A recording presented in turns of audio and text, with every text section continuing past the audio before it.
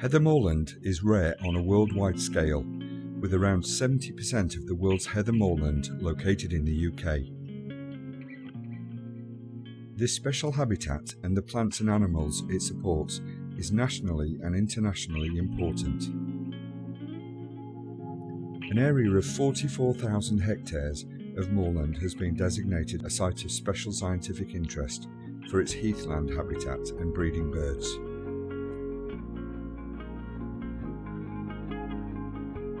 One of the largest continuous expanses of moorland here in our very own North York Moors, with moorland covering a third of the national park area, with most of the higher ground being covered in heather. Think of lavender fields of Provence, turn up the purple a notch or two, elevate to 400 metres or so, and there you have it. It takes a special kind of plant to thrive in moorland areas, where the weather is often cold, wet and windy. Heather is an evergreen shrub with twiggy stems which covers our open moorland. Usually lots of heather plants grow together, forming a thick, bushy carpet, sometimes up to ½ a metre tall.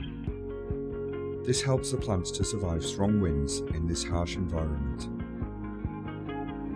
Heather also has tiny narrow leaves shaped like the needles on a Christmas tree, which stop the plant from losing too much water as the winds howl across the moors.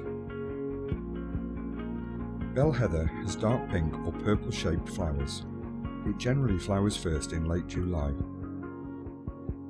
Ling heather is the most common type of heather found on the North York Moors. It has very tiny pink flowers and generally flowers mid to late August. Although it often looks wild and empty, our heather moorland is not a natural environment.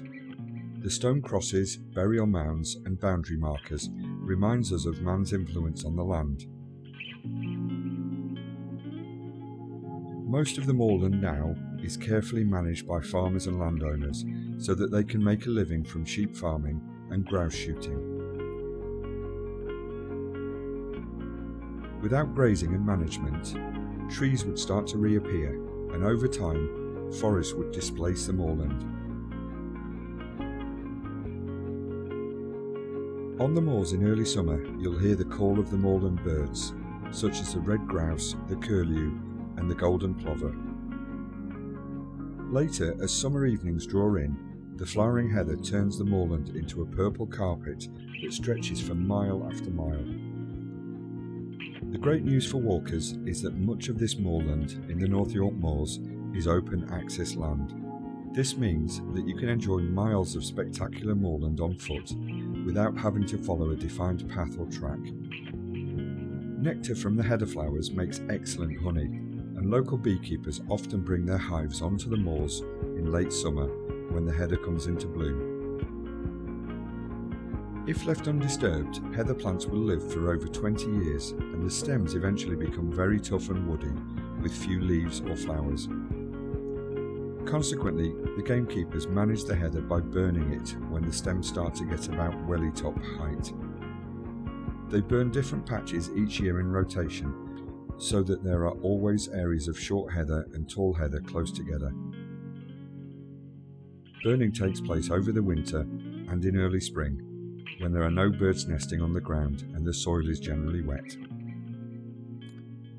This burning results in moorland that often looks like a patchwork quilt, but it ensures that short young heather is available to provide food for sheep and red grouse, whilst the taller older heather provides shelter and nest sites for birds and other wildlife.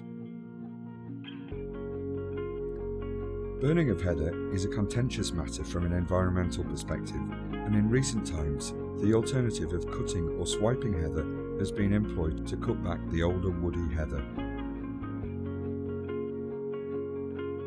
Whilst more environmentally acceptable, it is not as effective as burning, which results in the fast return of nutrients to the ground and hence more rapid and vigorous regrowth. Thank you for watching this short film.